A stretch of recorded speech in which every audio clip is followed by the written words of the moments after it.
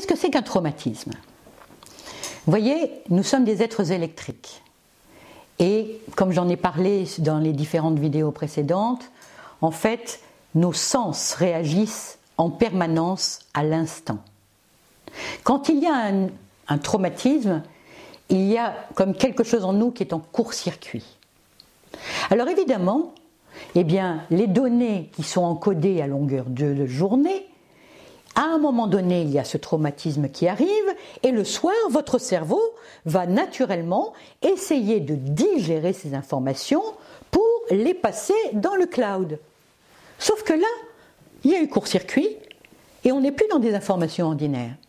Alors le cerveau, cette partie-là du cerveau, va dire pas information ordinaire, on laisse un peu de côté. Le lendemain, il va vouloir redigérer ces informations. Information pas ordinaire et il laisse de côté. Et chaque soir, il laisse de côté. Et en fait, ce traumatisme-là, eh bien, il reste parce que simplement, votre cerveau n'a pas réussi à digérer certaines informations. Bien sûr, il y en a certaines qu'il a réussi à faire passer. Mais pour certaines personnes, quand il y a un traumatisme, c'est la raison pour laquelle on a soit des images qui reviennent, soit des sons, soit des sensations qui reviennent, et des émotions, bien sûr. On sait maintenant, parce que des tests ont été faits en laboratoire, qu'on a la possibilité de fluidifier, d'aider vos émotions à passer de l'autre côté. Comment fait-on? Grâce à des stimulations alternatives. Alors il y a évidemment plusieurs approches, il y a plusieurs écoles qui utilisent cette même technique de stimulation alternative. Certains l'appellent EMDR, d'autres l'appellent stimulation alternative, d'autres l'appellent IMO et bien d'autres encore. Mais le principe reste toujours le même.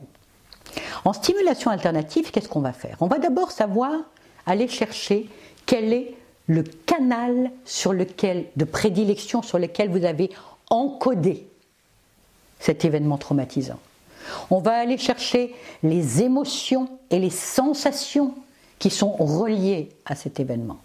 Puis, c'est un protocole extrêmement précis, on va aller faire des stimulations alternatives, soit au niveau des oreilles, soit au niveau des yeux, soit au niveau du toucher. Et bien sûr, on va aussi travailler sur la croyance liée à l'événement. Parce qu'en général, eh bien, il y a toute une croyance qui se met en place. Cette première partie, c'est la partie de désensibilisation. On aide le cerveau à digérer l'information. Mais on ne s'arrête pas là. Dans une deuxième partie, on va installer une croyance nouvelle, une croyance boostante, une croyance qui va vous permettre de réactualiser vos systèmes de croyances et vous permettre de vivre cet événement et les autres qui ont suivi d'une manière meilleure.